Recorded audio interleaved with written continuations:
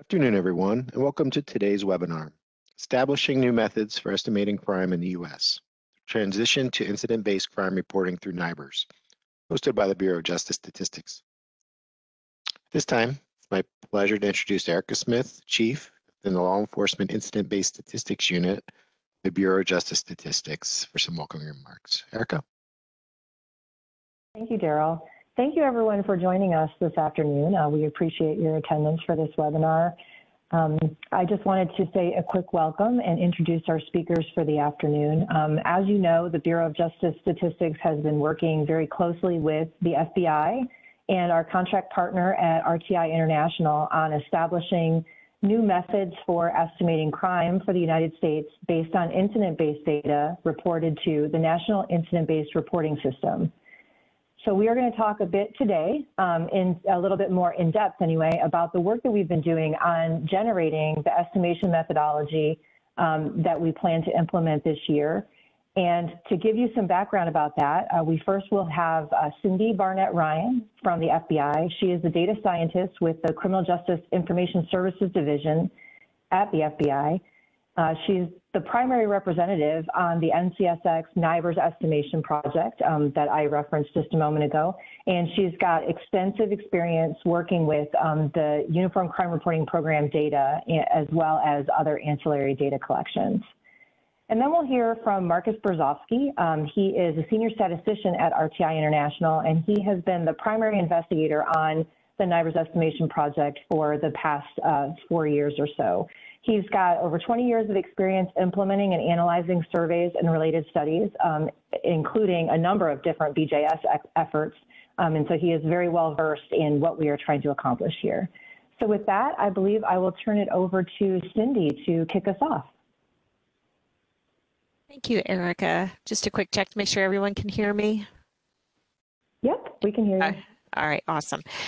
Thank you for that introduction. And as Erica mentioned, I'm really just here to kind of set the stage for Marcus, who is going to really provide the meat of the presentation today. So with that, can I have the next slide, please? So just a little bit of background about the NCSX NIBRS estimation project. So if you're on this webinar, most likely you're familiar with some of the efforts that BJS and FBI have been collaborating on over the last several years. And at the beginning of 2021, January 1st, in fact, the FBI UCR program retired the summary reporting system and fully transitioned to crime reporting through NIBRS. So throughout that effort, BJS and FBI have been close partners in this effort through the National Crime Statistics Exchange, or NCSX, on a full transition to NIBRS. So that's really kind of taken on two particular aspects of it. The first, of course, is supporting the state UCR programs and a scientifically selected sample of agencies to transition to NIBRS reporting. A lot of the information about the current status of that effort was discussed on Tuesday's webinar session. And just like today's, the recording should be available on BJS's website. If you have an interest in that, we're unable to make it. But today we're really going to be focusing on the second part, which is developing methodologies and procedures by which national, regional, and state level crime estimates can be produced. Next slide, please. So just to give a quick overview of the agenda for today, I'm going to go through a quick overview of the estimation system and, the efforts that we've been working on. And really at that point, I'll hand things off to Marcus, who will be able to provide a lot of great detail on what especially RTI has been able to assist BJS and FBI with in the production of and developing a methodology to produce these estimates. So we'll discuss the impact that coverage has on producing estimates, discuss key components of the estimation system, the indicators that will be estimated, and the data quality review of those indicators. Finally, we'll wrap up with a discussion of data editing and imputation rules before we open it up for Q&A. Okay, so at this point, let me just give you a quick overview of the objectives, accomplishments to date, and the schedule. Next slide, please. Thanks. So really, we can really focus on the primary objectives, of course, was to determine a set of key NIBRS indicators for which accurate and reliable estimates can be produced. Marcus will go in greater detail with that, but suffice it, if you are here, probably you're fairly familiar with the amount of information that we're going to be able to glean from a NIBRS incident. And obviously, we had to make some choices and set some priorities when it comes to identifying the indicators that we will develop these estimates for.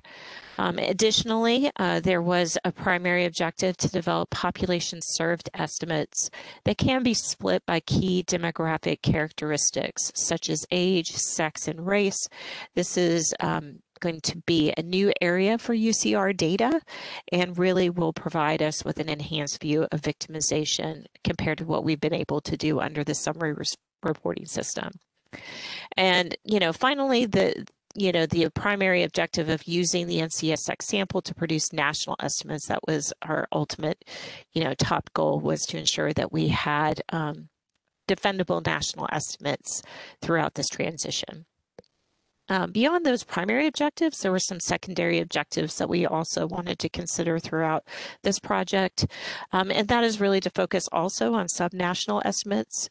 So some regional and state level estimates will be available, as well as looking at ways that we could develop population served estimates for agencies that traditionally are classified as zero population agencies.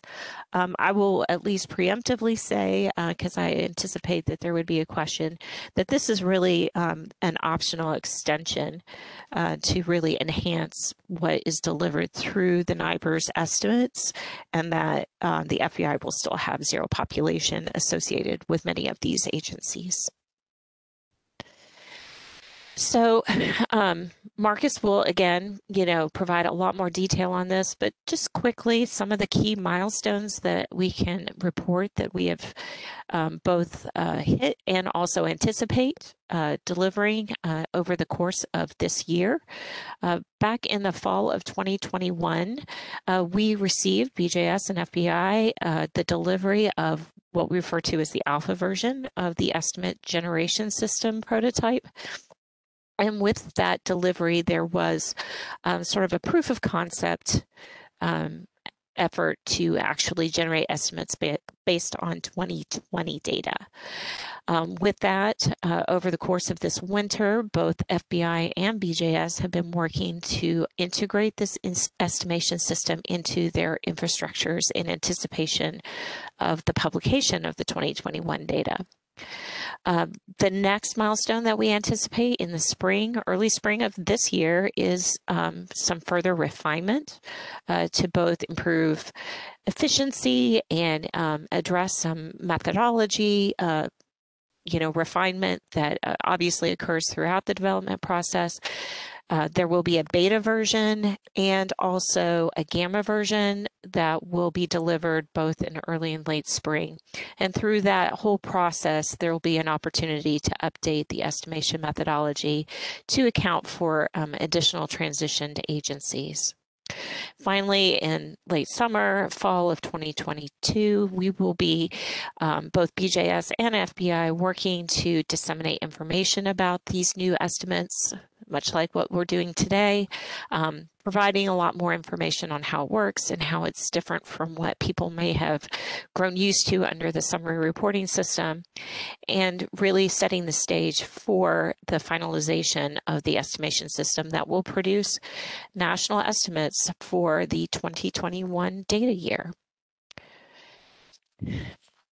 That's a lot, and I can even go into further detail when it comes to these 6 key areas and some of the accomplishments that have been achieved through this project to date.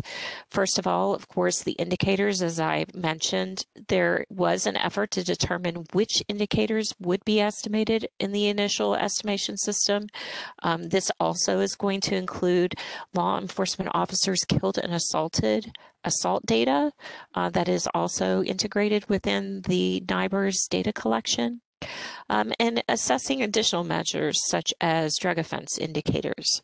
So really we're trying to launch this project with what would be considered sort of the highest value, the more sought after data, with the possibility of additions later. Estimation, the development of the weighting methodology that Marcus will take you through in greater detail, based upon the expected transition of agencies, and that led to the development of 3 types of weights, so a national weight, a regional weight, and a state weight. Quality is the third sort of prong to this effort, and to date, we've been able to determine a set of quality checks to identify agencies that have outlier responses to each data element and integrate that somewhat in the imputation methodology for victim, arrestee, cleared offender demographics plus victim to offender relationship. Population estimation, as I mentioned, there's really an effort to try to expand upon the population served data that is usually associated with UCR data to incorporate some disaggregation by age, sex, and race, and determine when it would be possible to produce accurate population estimates for those 0 population agencies that have concurrent jurisdiction over a primary law enforcement agency. Variance estimation and suppression, we were able to, I say we as the project, but really honestly, RTI did an enormous amount of effort on this, obviously, developed variance suppression rules for the alpha version of the prototype, and those suppression rules take into account bias within the variance estimation methodology. Finally, in that particular aspect, the variance estimation, there is an effort to determine if alternative variance methodology or suppression rules are going to be needed for that beta version that's forthcoming. And finally, when it comes to the prototype itself, as we've talked about, the alpha version was delivered in October of last year, and there'll be further work to optimize that system in anticipation of both beta and even the gamma version later this calendar year. So with that, I will hand it over to my esteemed colleague and collaborator on this, Marcus Brzozowski. Thank you, Cindy. Can you guys hear me? Is everything okay? Yep. Okay, perfect. Thanks.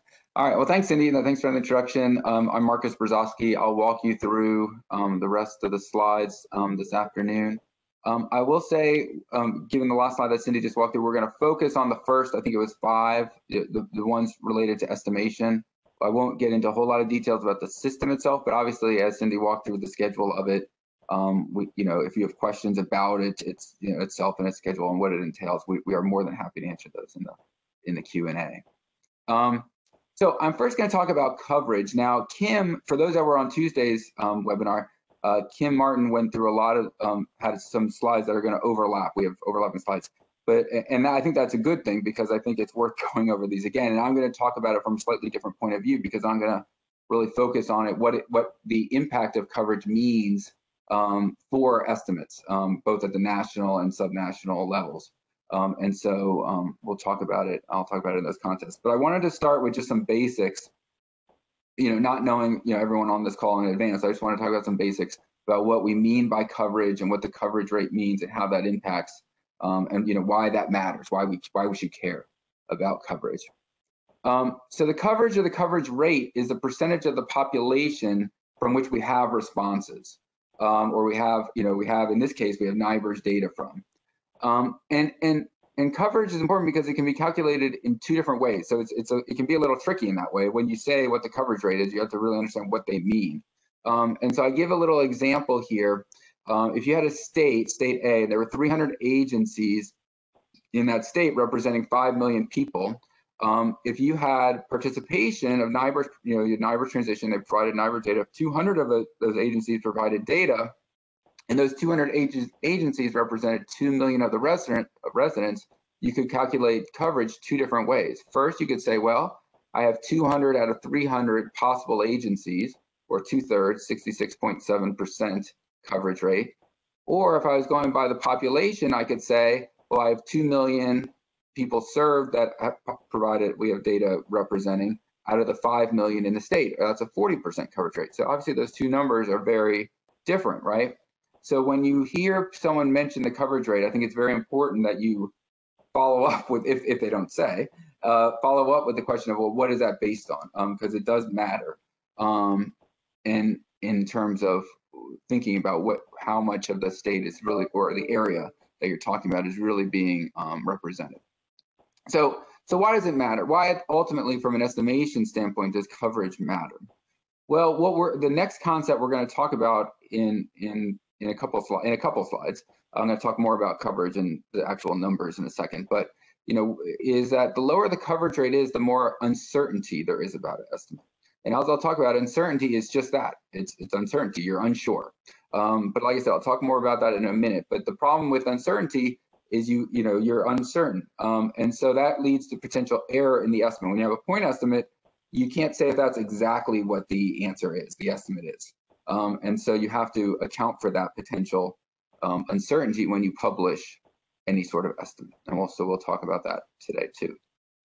So like I said, as I was saying, you have to address that uncertainty. And normally the way one does that is with a confidence interval. And we'll talk about how we are going to construct confidence intervals, which might be a little bit different than how a traditional random sample survey would calculate a confidence interval. So we'll talk about that later in the presentation. And so from the NIBRS, for people who are used to UCR, I should say, or summary UCR estimates, one thing, this is a very different, I want to point out that this is a very different sort of way to see the data presented. Under summary, you could either report through summary only data, or you could report NIBRS, and NIBRS would then be converted to summary. And under that arrangement, pre-2021, the coverage rate was around 97%. And so when you have coverage rates, that combined coverage rate around 97%, you're pretty certain. I mean, that 3% isn't going to impact the estimate very much. So that allowed the UCR estimates to just be put out as a number by themselves. They didn't need a confidence interval. They didn't need any other detail around them, because they were fairly certain that was the number. That was the number of crimes that occurred for a particular offense. Whereas when that number is lower, that you can't just get away with putting out the number. Next slide, please. So what is the coverage right now when we look at just NIBRS only reporters? Well, it has grown, and it's grown dramatically over the past few years, and it's continuing to grow. So in 2018 is around 43%. And what you can see here by the shading of these colors is that, but it wasn't equal across all the states. And so, for example, in California, it was near 0 in 2018, and versus something like South Carolina or Virginia, it was 100%. As we move to 2020, we've moved up to 57% coverage with over 10,600 law enforcement agencies participating, but you still see some states that are lagging behind. And with 2021, for those that were on Tuesday's talk, Dreama mentioned that the number is now over 11,000, participating somewhere around 63, 64% coverage rate. So we're moving up there, and more agencies are transitioning now that we've stopped. Now that the FBI has stopped accepting summary as we go. Next slide, please. So among those agencies, those 10,000 that have participated, we put a special emphasis on the largest agencies. Now, why do we do that? Well, just as we talked about in our two examples, you can count agencies, each agency as being equal, or you can talk about the population that it serves. And obviously, a large agency represents a much larger population, and with a larger population comes more crime. So from a coverage standpoint, from a representation standpoint, those large agencies are critical to fully understanding how much crime there is in the United States. And so there were 72 agencies that, as of when the NCSX sample was drawn about a decade ago, that had not transitioned yet to NIBRS. Now our expectation in 2021 is that 40 of those will have transitioned and been able to provide all 12 months of data via NIBRS. 13 will have transitioned and provide about half a year, between 6 and 11 months worth of data, and 8 will have transitioned and provided between 1 and 4 months of data, whereas 11 agencies will not quite have transitioned, or we're not quite sure if they will or not, will that make it or not. So all in all, that's pretty good. That we're moving, we put it, the NCSX project put an emphasis on these agencies, and it, put a lot of work into getting as many of these agencies to transition as possible. And so that is a good thing from both a coverage standpoint and a representation standpoint. So that's going to help and be critical in the estimation process that we're moving to now under the NIBRS only estimates. Next slide, please. So how does that then break down about by region? Well, if you look at the regions, you can definitely see that they're not the same. For example, the Northeast has 74% in 2020 non-responding by coverage. And one of those big agencies is, of course, New York City. And so that's playing an outside role in that 74%. Whereas other areas have much higher coverage. So the South was a much more early adopter of NIBRS and only has 30, and has around 70% of the population covered. The West is sort of in between at 50%. As we talked about, California was lagging behind. That would be a big part of that 50%. But the point here is mainly that the participation from NIBRS is not equal across the country. And so what does that mean for estimation? And what does that mean for potential issues when producing estimates? And we'll talk more about that as we get into the estimation process itself. Next slide, please. So implications. So again, I'm going to throw out another term here that I'm going to talk about in more detail in a little bit in the presentation. But the big impact here is the word suppression. So ultimately, when coverage is low, there's questions about whether or not the estimates should be published. There's lots of reasons for that, but basically, ultimately it's around the precision. The confidence interval around that estimate is going to be too big, and if it's too big, you don't want to put out that estimate because you don't know if the point estimate, how accurate that point estimate you said is. So due to the variable coverage across these different areas, we're going to make recommendations to the FBI and BJS about which estimates should be published and which estimates should not. And so that's going to be part of this process that hasn't been part of, the summary crime estimates in the past, because, as I said, when you were at 97% between both summary reporters and NIBRS reporters, there was no uncertainty, and so you could publish everything without any concern. Secondly, clearly, as we just showed with region, some geographical areas and agency subgroups will have lower coverage ratios.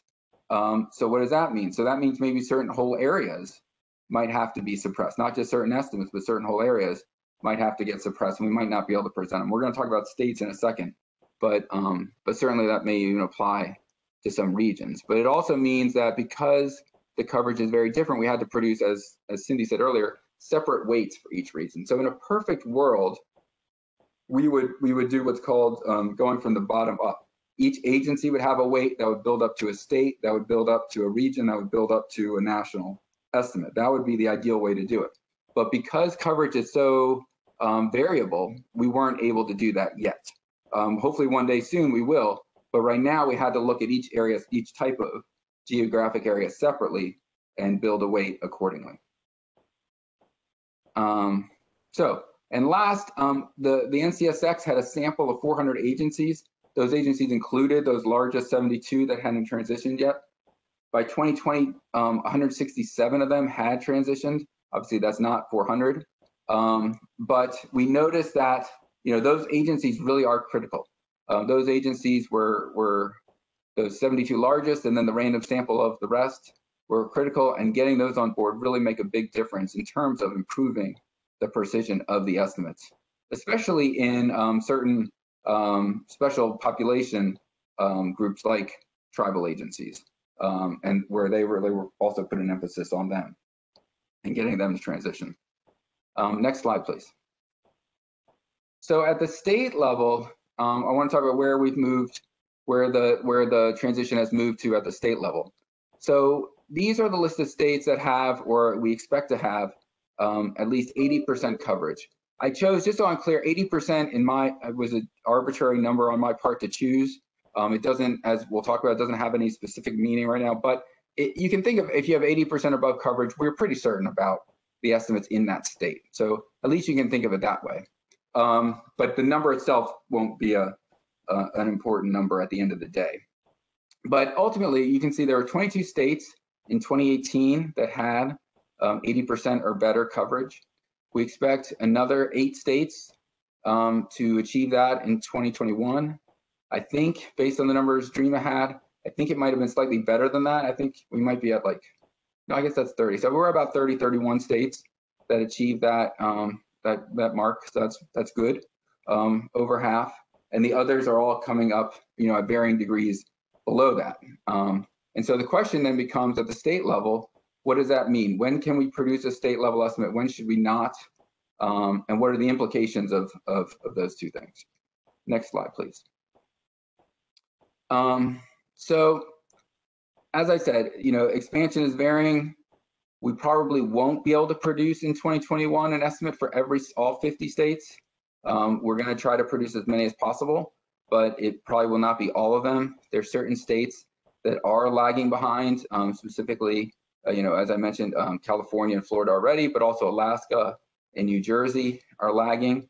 But we do expect significant progress from several of these states in the coming year. So what does that mean? That means that maybe these states will not be able to have an estimate published this year, but next year they will. So states that might not be able to have an estimate published yet will, as time goes on and as they continue their transition process, they will be able to have estimates published in the near future. I do want to point out, I'm putting a large emphasis on coverage, mainly because it's a concept that I think everyone can grasp, can understand. Okay, we are recovering this much of the population, but it's not the sole determinant of the whether or not we do publish an estimate. That is going to come down to precision, and I'm going to talk more about that, and uncertainty, and I'm going to talk more about that next. But I focus on coverage here because I think it is an easy concept, well, a relatively easy concept for people to understand, and it's highly correlated to uncertainty. So while it's not the determinant, it's a very highly correlated measure. Next slide, please. So now I'll get into some other considerations, the first one of which will be uncertainty. All right, so uncertainty basics. So I threw out this term earlier. I'm going to try to talk a little bit more about it now. If you have any questions about what it means exactly, if I don't do a good job here, please feel free to ask a question in the chat. Uncertainty in an estimate basically occurs when you don't have participation from everyone in the population. So this can occur if you have a random sample. So normal official statistics, like the National Crime Victimization Survey, comes from a random sample of households. It has uncertainty, just like NIBRS now, even though it's administrative data, since it doesn't have participation from all agencies, it has uncertainty. When you have uncertainty, I'm using the word uncertainty. That might not be a word you're used to hearing, and so I'm going to now probably get at the words you are used to hearing in a second. But uncertainty is an umbrella term that really can be broken down into 2 parts. Part 1 is variance, and part 2 is bias. Variance is probably the one you're most used to hearing. These are like standard errors, or that you would typically hear around a sample. And the variance represents the random error that would occur due to not having full participation. And like I said, that is what you would traditionally get from a random sample like the National Crime Victimization Survey. Bias, and when you have a random sample, there is no bias. So that's why you don't always hear the term bias. When you have a random sample, because it's random, those units selected are representative of everyone, and there's no reason to believe that they could be different, and therefore have bias. On the other hand, bias represents uncertainty caused when you don't have a random subset, which is the case here in NIBRS. And the reason they're not random in NIBRS is there could be a fundamental difference between why an agency was able to transition and why it was not. That could be correlated to its crime counts. We just don't know. Maybe it is, maybe it isn't. But the fact is, we don't know. And that not knowing is a potential swarm of bias. So for NIBRS and the NIBRS estimation, we want to use this term uncertainty because we are covering both. We need to address both variance and bias. Okay. So as I said, why does uncertainty now matter for NIBRS? Well, the lower your level of coverage, again, this is correlation, typically the higher your level of uncertainty. There's a direct correlation there. And so as we just said, since we're moving to an environment in the UCR for crime counts where we don't have summer anymore, and so we don't, at least in the short term, until everybody transitions, we don't have that same high level of coverage. We now have to deal with this uncertainty that we didn't have to before. So it matters in that it's a new thing that we have to deal with in the concept of the UCR program. Okay. So how will uncertainty be measured? So uncertainty is going to be measured through what is called, another statistical term, the mean squared error. The mean squared error is a term that combines variance and bias. It's the variance plus the bias squared. And the bias is squared because bias can be a positive or negative value. So they square it to make sure that it's always a positive value. But that mean squared error is, you can think of it in terms of, the analogy is the standard error. So the standard error that you'd have from a variance that you would see in a report from BJS, they would publish an estimate and then they'd have a table that would tell you what the standard error is around that estimate. That standard error is the variance, is the representation of the variance. The mean squared error is basically that exact same concept, but it both incorporates that variance component and the bias component. And so it can be used in the exact same way. So in the same way that the standard error can be used to create a confidence interval, the mean squared error can be used to create a confidence interval. It just has that extra bias component factored into it. But ultimately, what you'll start seeing with NIBRS now is a confidence interval based on that mean squared error to go around every single estimate that is published. Okay, next slide, please. So let's talk about how we're going to create these things. So on the variance side, we're going to use something called linearization. Not to get into the weeds of variance estimation, but there are two ways of doing variance estimation. One is linearization, one is replication. We looked into both. Ultimately, while there are some nice properties of replication, it is a little more computationally challenging to do. And when you're going to calculate 10 million estimates like we are, you have to be concerned about that. And what we ultimately found is that the variance estimate was not different when we used linearization versus replication. So we went with linearization mainly because it was more, like I said, you get the same result and it was computationally better, for the size of an amount of data that we're going to be producing. On the bias side, I don't have a bullet here for some reason, but on the bias side, there are a couple of different ways that bias can be calculated. Bias is tricky for something like NIBRS because we don't know what the actual true value is. So bias, for those that don't know what bias is the difference in your estimate. So the people that reported data, provided data versus what, if you had everyone, what you would get. That difference, just subtracting those two numbers, is the bias. And since we don't know the second piece of that, what the count of crime would be if everyone provided it, we have to get at a proxy for bias. And so there are a couple ways of doing that. One, you have 2020 summary data, which did pretty much cover everyone. So at the top line, the top line number of offenses for each offense type. And so you could use that you could calculate the bias in 2020 between NIBRS reporters and everybody.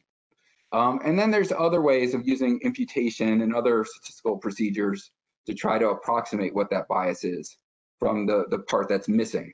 Imputation, we'll talk more about it too, but it's used to fill in missing data, and so it can be used as well. We are actually still, this is why there is an alpha, beta, and gamma version. This is one of the methods that Cindy mentioned is still being updated. We have both, we're just investigating them both, so I can't say with certainty which way will be used to calculate the bias right now, but just know that there are two ways of doing it. The bias will be calculated for each offense. At a minimum, each offense separately. The bias does vary. As one can imagine, different offenses will differ by different parts of the country. So when you have different participation, some crime types might have more bias than others. And so you need to be careful about that. So we are certainly taking care of it, at the offense type level. But like I said, the exact approach is still being worked on.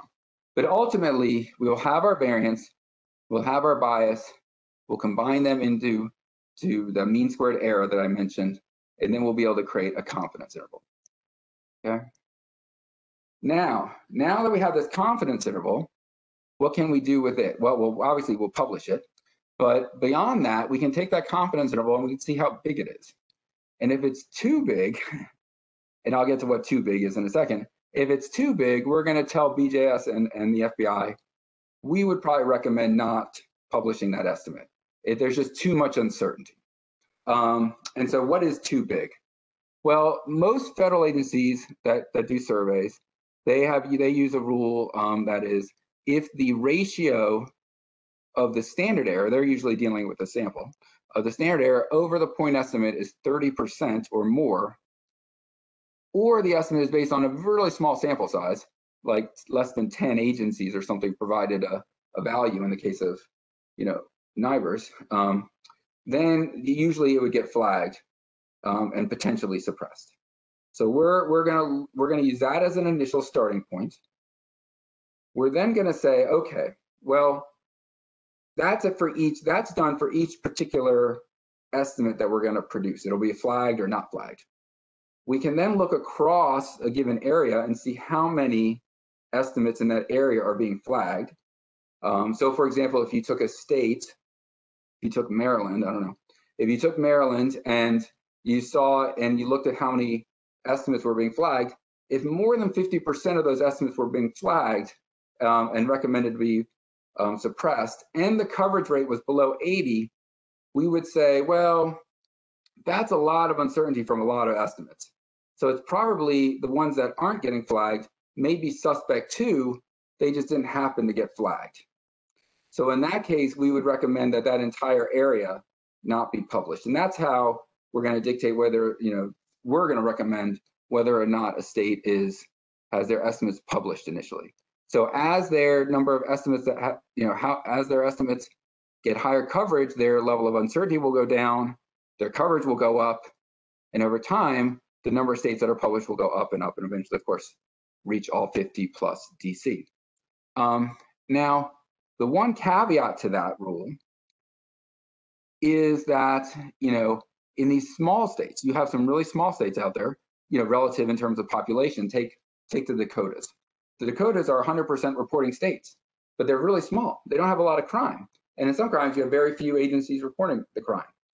But we know it's everyone. They're 100% reporting states. So in those cases, we're going to say, okay, we recognize that in those places, we are certain about the estimate. It just happens to be small, and that's okay.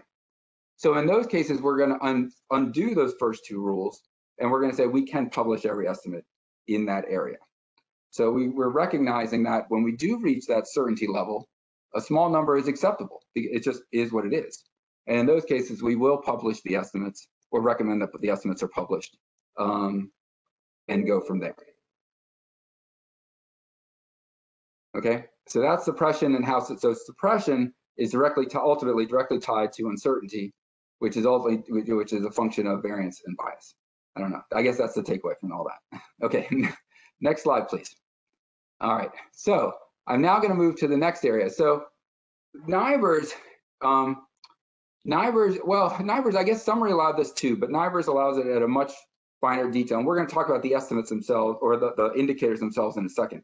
But NIBRS, UCR, we always could publish 3 different types of estimates. They were counts, how many of a type of crime occurred, a percentage, what percentage of total crime did that make up, or characteristic.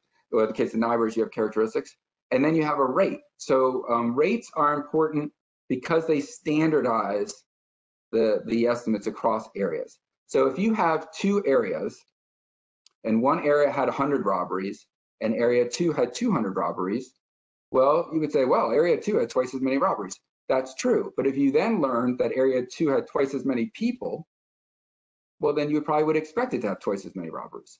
So rates take the population into account and standardize the estimates so that you have basically a number of robberies per 100,000 people. So for a set number of people, how many robberies were there? And in that case, those two numbers in that example I just gave would end up having the exact same rate. And that's important because then you can really compare across areas very easily and know if they're really different or not in terms of their crime counts. So in today's world, under summary, when there's summary, the FBI produced a population estimate for every single law enforcement agency. And so because they only were dealing with counts at the aggregate level, that's all they needed. They could then create a rate. They could aggregate those populations up from the law enforcement agency to whatever geographic area they were estimating and calculate a number of crimes per persons in that area. But with NIBRS, we want to fully take advantage of NIBRS. And NIBRS goes deeper than just that top level count.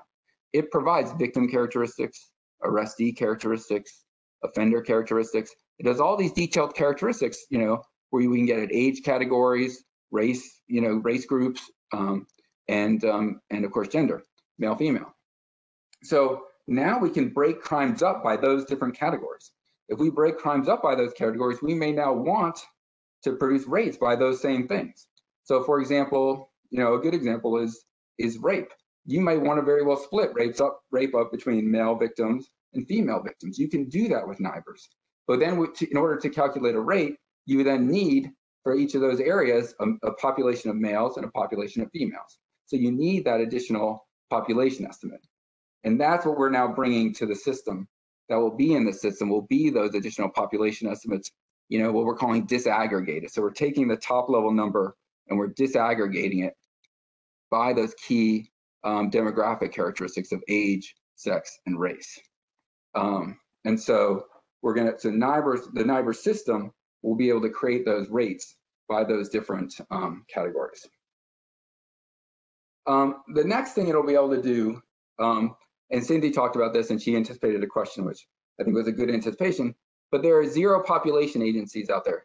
So zero population agencies are agencies that overlap with another agency. And for purposes of not double counting the population, their population is zeroed out. As Cindy said, that will still be true. We're not going to double count people, but we wanted to be able to let the system say, if we want to just look at those agencies, that agency type. So for example, we just want to look at universities, or we just want to look at tribal agencies, even though they overlap with a city agency or a county or something like that, we want to be able to get a population for them and be able to calculate a rate. We're going to, where we're able, we're going to provide a population for those zero population agencies as well. But as Cindy was saying, they'll still be treated as zero for the general population estimates. But if you wanted to subset to just that agency type, the system will allow you to calculate rates, or where able rates for that population.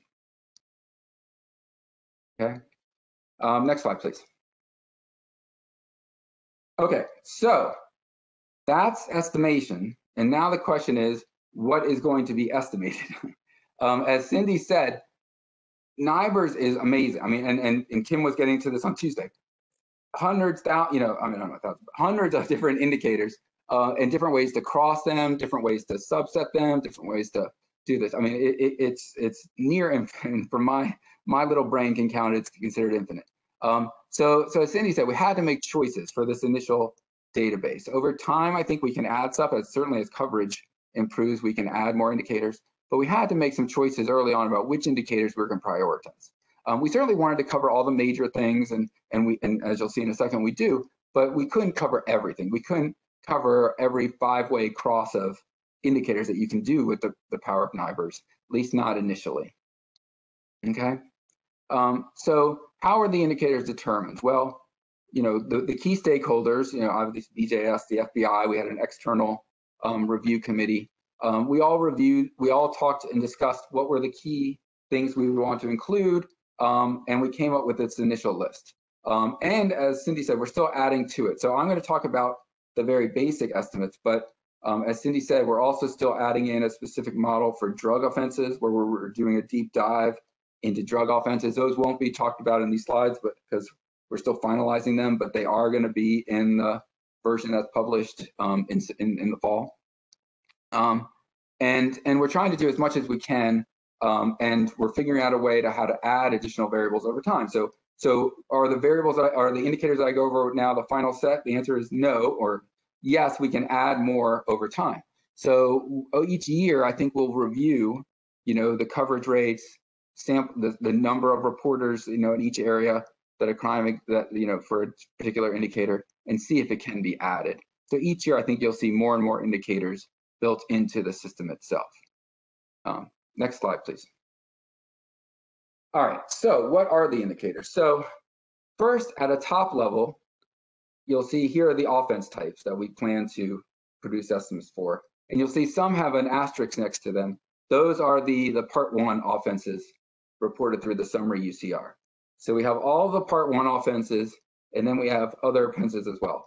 And we break them up again by crimes against person, property, and then crimes against society. And so, as I said, we are trying to cast as wide a net as possible, and including all the key offense types across each of these 3 basic crime groups. I'll pause here for a second to let people read in case, without going through everything. Okay, next slide, please.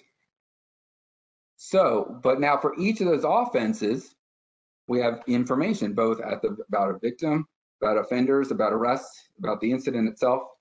And so at the individual level, we can then break for both victims and arrestees, we can break up, age.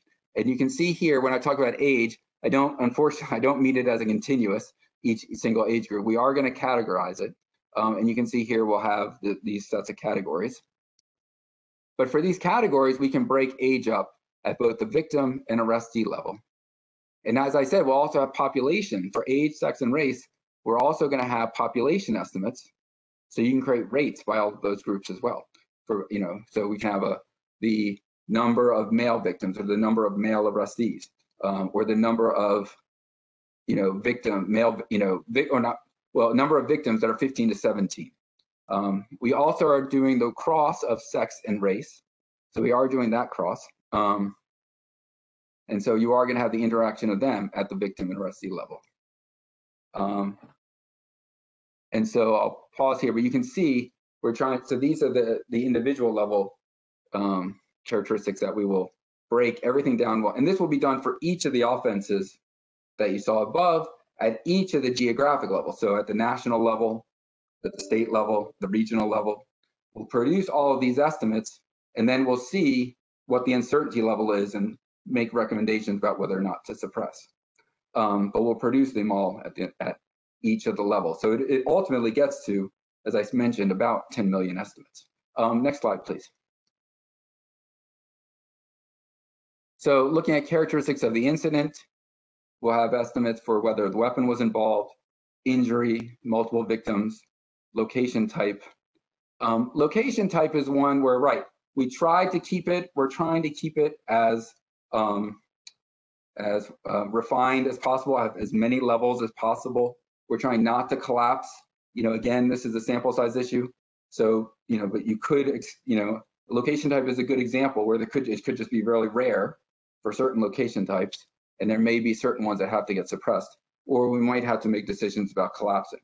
But collapsing meaning combining 2 levels or something. But hopefully that, we'll see, and that'll vary. But you can see here what we're producing, and we're producing these estimates, like I said, in these particular ones. All will be at the incident level, some will also be at the offense level, and some will be at the victim and the arrestee level. One thing I'll note, in case this is a question, we're producing arrestee data, but not always offender information about the offender. And we are looking into that more, But with offenders, you have both offenders from exceptionally cleared cases and those that are not cleared cases. And those are two very different types of people often. And when the offender is from a not cleared case, because their information is often missing. There's a lot more missing data. It's just because it's unknown. I mean, it just isn't known. It's not purposely missing, and that creates an additional level of uncertainty.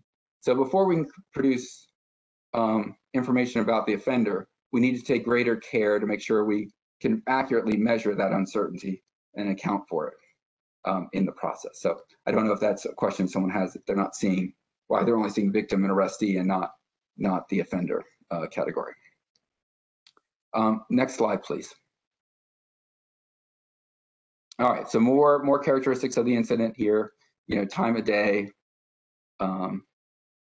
different type of, we'll produce these estimates for each type of agency type. So we'll produce them for city agencies, county agencies. As I talked about, university or colleges, we'll produce those special type tribal. We'll do that where we can and go from there. Next slide, please. Okay, I know we're trying to wrap up the part by 2, but I do want to talk about data quality. So the other big thing when you're moving from summary statistics, from summary counts to NIBRS is data quality. As we just talked about with the indicators, the amount of information, the difference in the amount of information is astronomical.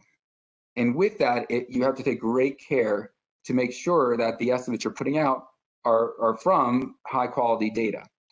So we are taking great care to try to evaluate the data quality and make sure that it is of good quality when we put out an estimate.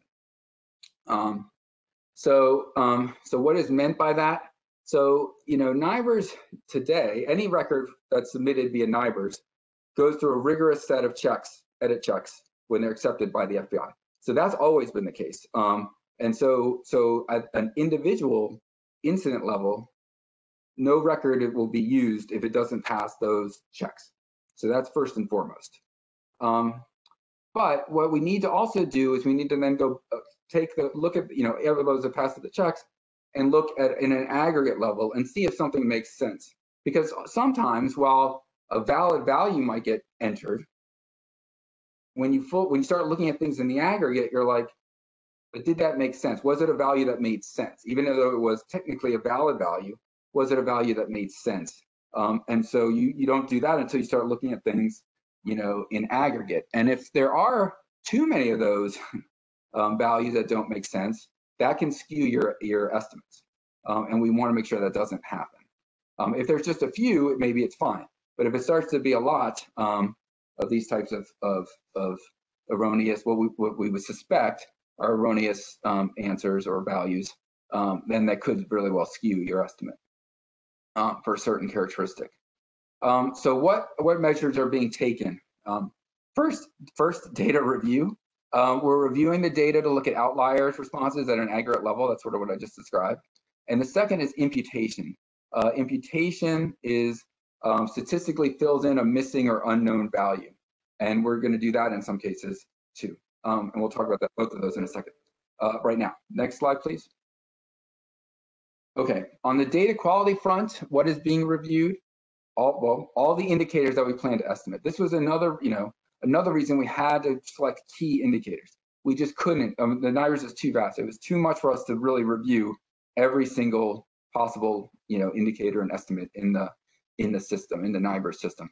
So that's a reason. So all the ones that we are going to publish on, we are going to review. And obviously, if we're going to add something in the future, we'll review it prior to determining whether or not it can or cannot be added. So how is the review conducted? Outlier agencies for each data element are flagged. We're going to flag agencies that are at like the 95th percentile. If for a certain element they're on a very extreme edge of giving a certain selection, we will flag them. We will then look at the distribution as a whole and say, okay, is it 95th percentile extreme or not? I mean, just because you're in the 95th percentile, there's always a 95th percentile. And so, but that doesn't mean it's actually extreme if everything is tightly bunched together. So we'll then look to see if that is extreme or not. If it is determined to be an extreme, subset, then we will identify those agencies, and we'll try to create what I'm calling a feedback. Ultimately, the ultimate goal is to try to create a feedback loop with the agencies or the UCR coordinators for those states. Talk to them, let them know what's going on, and have them either correct the data, or certainly in the future correct it the way they're entering the data, but even possibly in the past correct the data. And so that's what our hope is to do when happens when we do flag an agency, flag agencies. Next slide, please. Imputation. On the other side, so on the one side with data quality, we see an extreme value. We don't know if it's right or wrong, so we're just going to flag it, have the feedback loop. On the other side, when there's missing data for certain elements, or unknown in cases where we don't want an unknown, and I'll tell you what that is in a second, we're going to impute the data. And so imputation is a statistical process where we fill in a valid value. And so what are the situations where we're going to impute? Well, like I said, with NIBRS, we want to create these rates by age, sex, and race. We want to be able to do that. So in order to do that, we need a valid age, sex, or race for every incident in offense. So if it's missing or if it was an unknown, we're going to impute it. So even unknown, because there is no unknown race in the, that's not a real race, it's just unknown, we have to impute it and do that. And so we're going to do that for both, we're going to do that for victims, we're going to do that for arrestees, and we're going to do that for cleared cases of offenders. So that's one type of imputation. So that's what we're calling item imputation. The second type of imputation that's going to be done is agencies that going back to the slide where we talked about the large agencies. That's probably the best, since I didn't have another slide. Not all agencies provide all 12 months of data. And when that happens, we need to make sure that that agency is fully represented. And so we're going to impute whatever number of months they didn't report. Now, if they don't report a lot of the months, we're going to consider it a non-respondent. We don't want to over-impute. And so we're defining that as if they provide 3 or more months of data, we'll impute the number below 12. But if they only provided 1 or 2 months, we'll consider it a non-respondent. But basically, for those that do provide partial year data, we're going to fill in what those how many incidents there were, and then we're going to fill in what those incidents were to get to full incident counts, so that we're fully representing each agency when we produce the estimates. Okay, next slide, please. So this is just more detail on the imputation process. This is the last slide I have. Just a little more detail. As I said, we're going to focus block imputation on those that provide at least 3 months of data. Missing months, we're going to use a statistical technique called HotDEC. If you have questions about that, I can talk about that. But basically, it finds a donor, it finds another like agency using a statistical process. It finds a like agency and uses that other agency's data to fill in the missing month. On the item imputation side here, you can see this measles chart that identifies what we're going to impute. We're going to look at age, sex, race, and we're also going to impute victim-offender relationship where we can, where there's a direct link between the victim and an arrestee.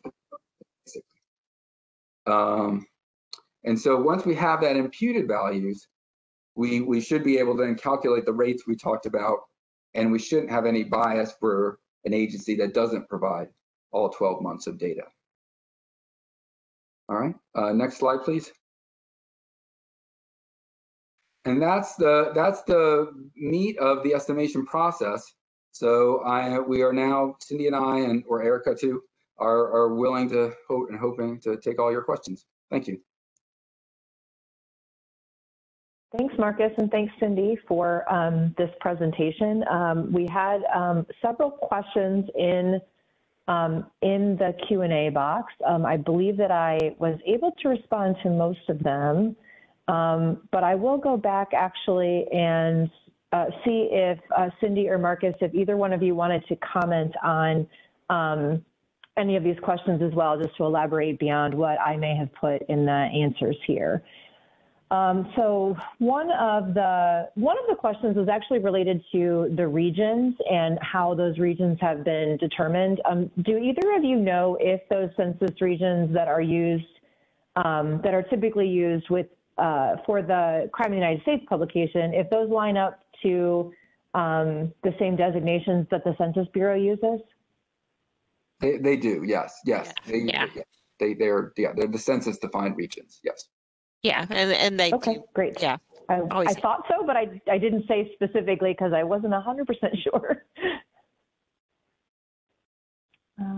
Oh, and then there were a couple of questions related to how race and ethnicity are determined within the NIBRS specification. So one of the responses that I put in was specific to how those data are collected and that it's generally observational, typically collected in the field by a law enforcement officer, and that right now the specification does not allow for more than one race category to be coded. Cindy, I don't know if you want to speak to that. I know obviously this has to be something, or this is something that has to be addressed when you go to seek clearance from the Office of Management and Budget to actually conduct the data collection. So I'm not sure if there's anything that you want to say specifically about that, or if there's any more that you could add. Yeah, I could add that this is obviously something that we also recognize is of great value and interest to the communities that we serve with our data. But what we are trying to do right now in the context of that conversation is really trying to understand how UCR sort of is situated within the broader community of all kinds of criminal justice data that we request from the law enforcement agencies. And so it's a little bit of a bigger problem in that respect than just making a decision, say, if you had, well, I mean, I'll just, not as an expert in the NCVS, but the victimization survey, for example, there's a little bit more control over like how those questions get developed. We have to work really closely with the law enforcement community to really understand how their data is recorded at the agency level and how that interacts with other systems that they're using the same information for as an administrative data set, right? So all I can say at this point is we don't have anything definitive, but we are taking it under study and really trying to see it within this broader context of its impact across all CJIS or criminal justice information systems. So. Thanks, Cindy. And we have a couple more questions that came in here too. So one question is relative to the zero population agencies, those special purpose agencies. Will we be imputing counts and rates for those non-reporting zero pops? Marcus, did you want to comment on that? Well, we won't be imputing counts or rates. What we'll be doing, if we do imputation for those special purpose agencies, it'll be the same as the general. So we would either say, okay, here an incident was reported, but they didn't provide an age. They left it missing or they said unknown. We would impute that age for a victim, say, for example. Similarly, or not similarly, but the other where we would do imputation for one of those agencies is if a tribal agency reported data, but they only provided 8 months of data. There were 4 months where they didn't report any crime counts. We would use what we call block imputation to fill in the data for those 4 months. And then we would use that, and then after that imputation is done, we would then combine all the tribal agencies or all this university agencies, that whatever the zero pop agency type is, and we would create, the estimates, the counts, the percentages. And if we have a population, which we do with universities, tribals are a little trickier to get a population, an accurate population, we'll produce a rate as well. So we'll apply the same process to those special agencies as we are to city agencies or county police. Thanks, Marcus. And could you talk a little bit too, sorry to give you questions back to back here, but there was a question about what variables or characteristics of the agencies will be, or the data will be used to identify like agencies for the HOTTECH imputation process? Yeah, good question. So we looked into this a lot. We actually looked at a lot of models, and ultimately what we found is that once you look at the total crimes, that's the best correlation. We looked at agency type. We even broke crimes up by whether it was a person crime or property crime or other. We split them up that way to find donors. But ultimately, at the end of the day, they were no different than if you just looked at the total crime for a month, within a month, for a given month, it looked at a different crime. And so we're actually we use a predictive mean model to predict what we think the crime count should be for each agency in a given month. And then once we have that, we then identify the donor using a nearest neighbor technique, randomly select a nearest donor, something that's within a certain small radius of the one that's missing. And then once you've identified that donor, you go in and you take their actual incidents and you impute them with the hot deck. So while we did look at more complicated models, taking into account a lot more different types of agency characteristics, well, I guess we were probably surprised as anyone, because like I said, we started with a much more complicated model that really it wasn't necessary. You end up with the exact same results if you just look at the total crime in a month for an agency. Yeah, and I would add on to that too, that this particular work that we're doing with the full NIBRS data set isn't the first time that BJS has worked with RTI to do this type of imputation and weighting. We had done I guess I would call it a smaller scale piece of work looking directly at crime in the Bakken oil producing region, and we had used data from 3 states, North Dakota, South Dakota, and Montana, to try to understand changes in victimization related to some of the fracking industry work that was being done there. And we did start off with this much more complicated model for how to match agencies and do the imputation, so that ultimately it took a really long time to run those imputations and the weighting schemas on just 3 states worth of data. So we had a little bit of, maybe not a little bit, I think we had a lot of experience actually before we even started this full scale effort for the, for the entire NIBRS data set. We had done that work back in the mid 2010s. So we were able to bring that to bear to this work as well. I'm going to keep hammering on you, Marcus. My apologies. But another question here, I think this one's relatively simple though. When block imputation is conducted, are the incident, offender, and victim details imputed? And I think you might have touched on that a little bit, but I don't know if there's anything else that you want to add. I touched on that, yes, but yeah, no, it's good to, it's definitely worth repeating. Yes, and the short answer is yes. And what is done is, as I said, so it's a 2-step process. So the first step, we're going to use this predictive mean modeling to predict how many incidents it should have been reported from that agency, as well as all agencies, whether they report or not. So we want everyone to be on the same scale. So we use this predictive mean model to predict the number of offenses that each agency would have in each month. And then for those that had a missing in that month, we then find, based on that predictive mean model, the nearest neighbor, the one that had the closest number of predicted offenses as well. Then we say, okay, we've now got the donor. So now we actually go to the real data for that donor, and we take it and we copy. And so this is what hot deck is. This is how hot deck always works. You would take that donor and you take its actual data, and then you would use it to fill it in. So it's not the predicted model value anymore. It's what the actual number was. So those 2 numbers could be slightly different. And you then copy it in, and you copy in then the entire incident record from all, all the entire, all the same.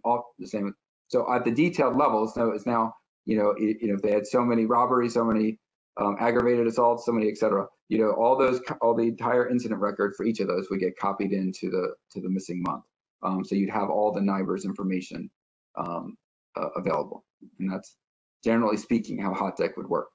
In this case, it's blocked because you're taking the entire record. You're not imputing each value separately and getting it from a whole lot of different places. You're saying, okay, we have this one donor. We're going to take all of its data and just use it to fill in for the one that's missing. That's why we're using block. The block is the idea is that you're taking a whole set of characteristics all at once and imputing them simultaneously with that one donor. Thanks, Marcus.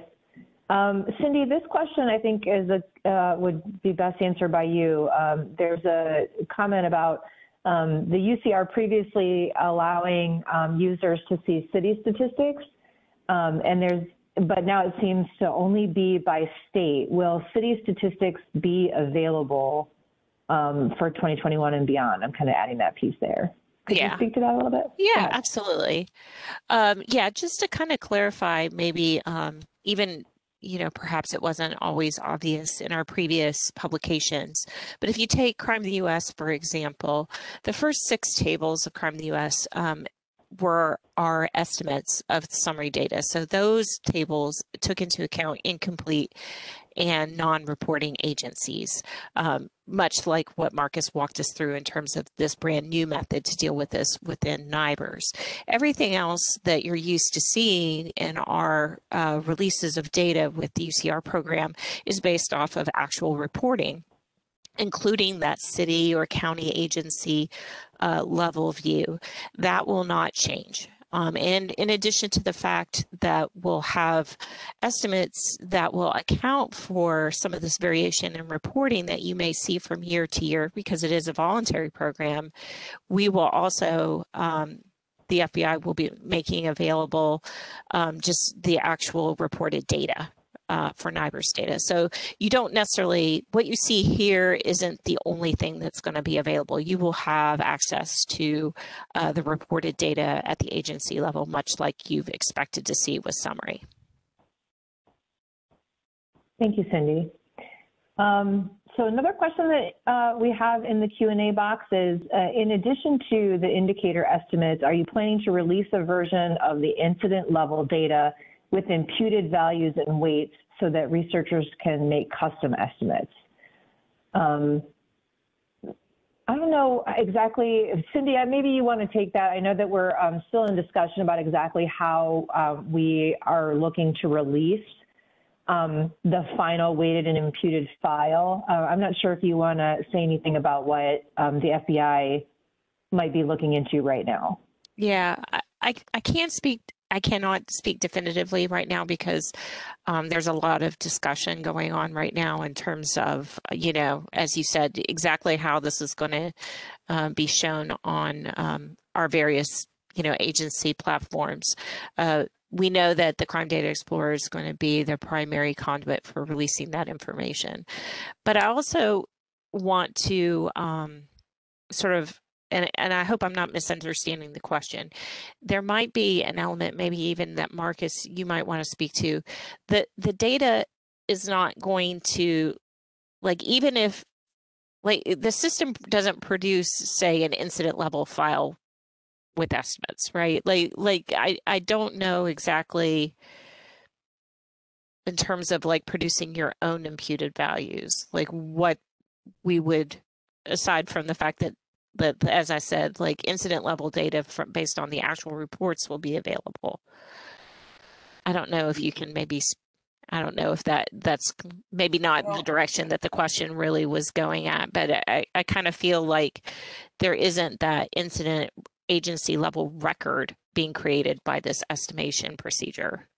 Yeah, that is true. I will say that, and Cindy, not to put it back on you, but I'll just put this analogous out there and maybe you can speak to it. But the analogous is in today's, in summary world, as Cindy said, they do estimation to account for partial reporting agencies that only report 6 months of data. They fill in the others, but they don't publish the 6th month that they imputed. They do address that and account for that, but they don't publish it. And the reason that's not published is because once you put out there that an agency had this value or an incident had this value, and if it was imputed and it's wrong, imputation is meant to be correct at the aggregate level. It's not meant to be correct, with 100% certainty at that incident record level. And because of that, if you just put it out there, it opens oneself up to a lot of criticism because it could be wildly wrong at that individual record.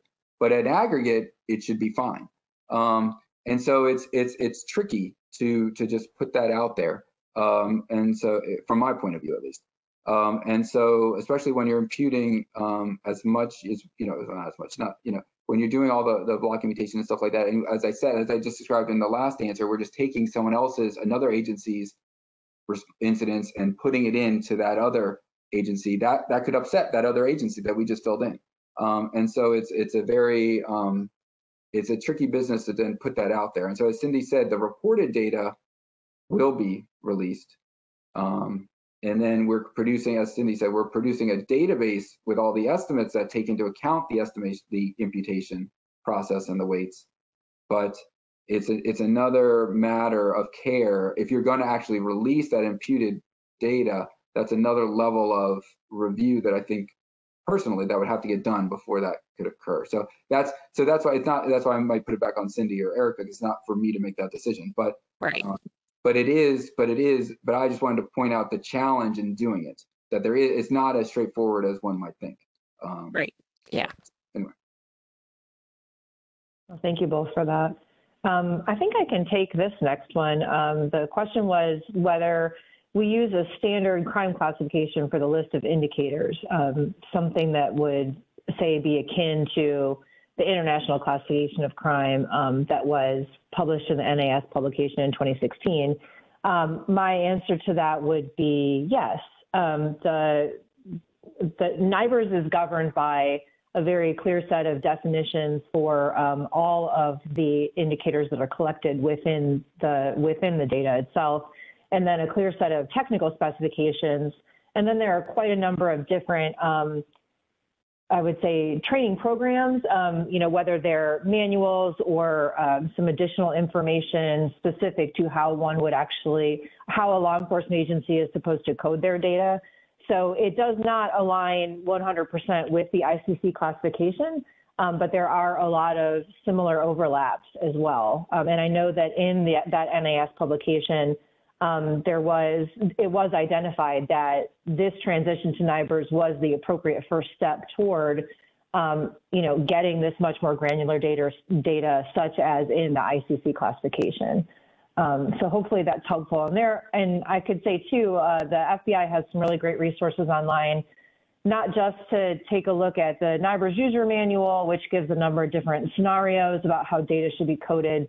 The technical specification also provides a lot of background, but then there are these other publications like the Hate Crimes User Manual, which delineates how an agency is to verify that an offense was bias motivated and what they should do in different circumstances.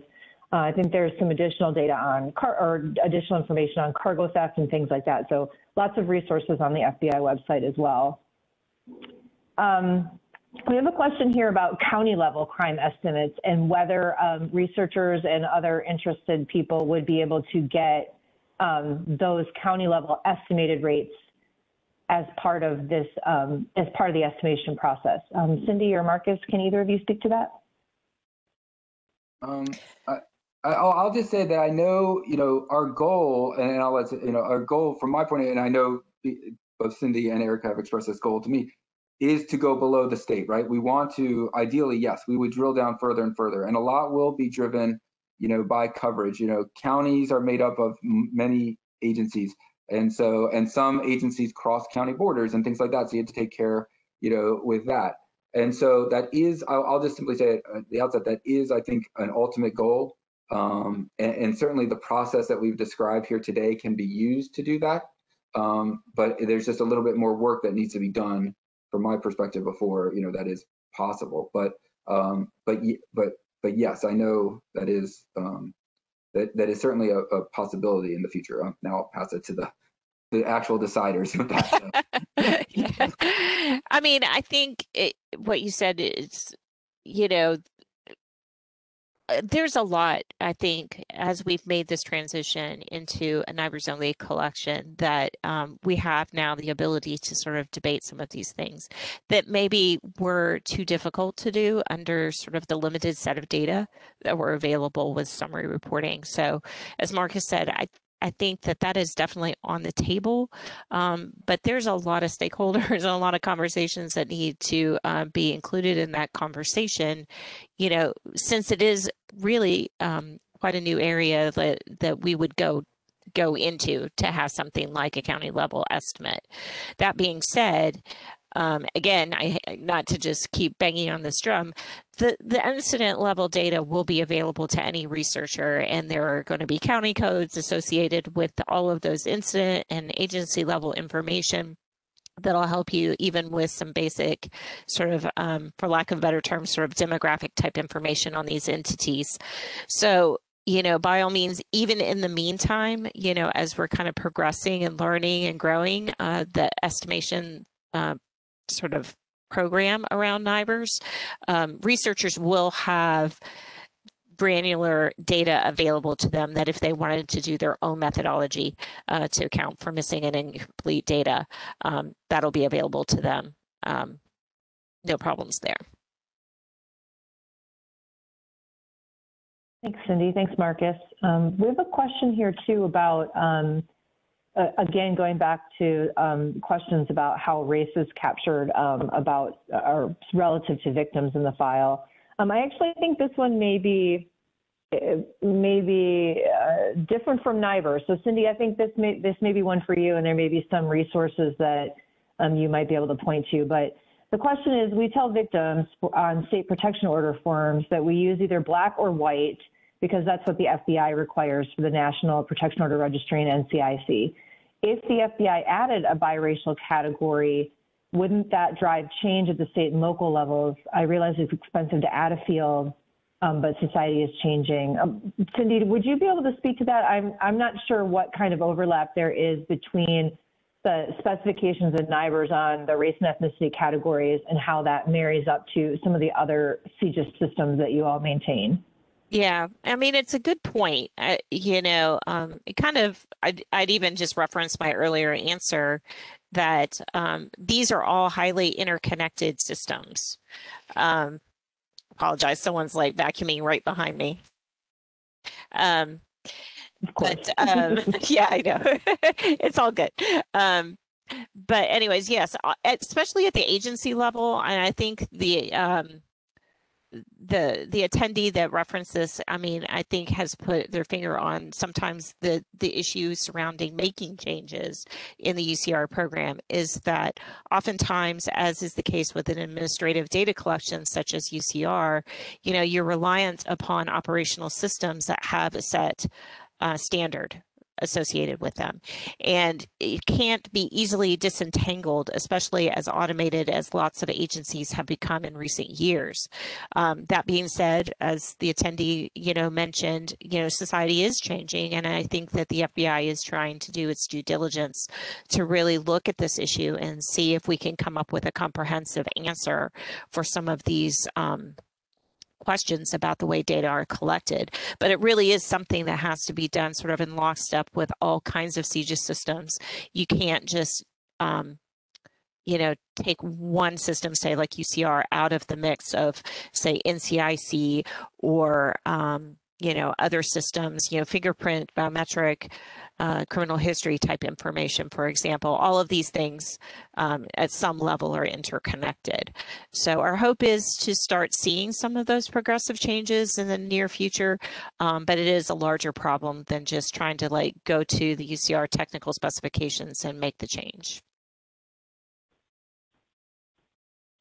Thanks, Cindy. We have just a couple more questions left, I think, if I'm following the Q&A in the chat appropriately here. One question is relative to how the arrest data are captured. The question is, what will the final imputed data be able to say about arrestees? Will it be limited to arrests that occurred in 2021 for crimes that occurred in 2021? I think this is more about whether those arrest data will be updated for previous years. And I'm not sure if, Cindy, that seems like one that is probably best suited for you too, in terms of how the data flow is handled on the CGIS side. Yeah, I mean, I think they raise a good point that, you know, NIBRS does allow for the updating of that information even after the calendar year. So you may have a previously reported incident from the previous year, for example, and an arrest that occurs in the current year. And so we are looking at producing updates to annual estimates. Right now, what we have proposed, we don't have a set schedule right now, but there will be an opportunity to go back one prior year and update those estimates. So some of this clearance type information does have the opportunity to enter into the picture, at least on that sort of 2-year window.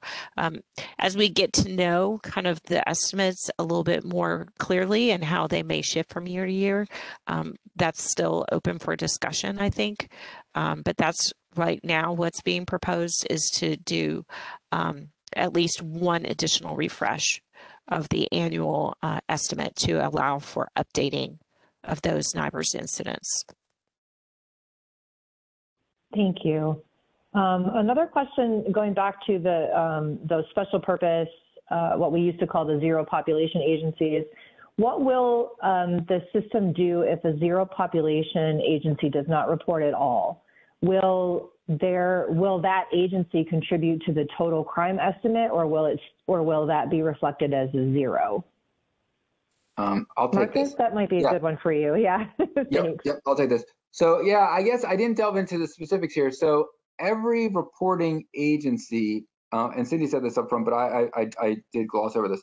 Every reporting agency is given a weight, and that weight is just that it's a number that says what it represents of itself and what it represents of all the people who provided no data or only 1 or 2 months.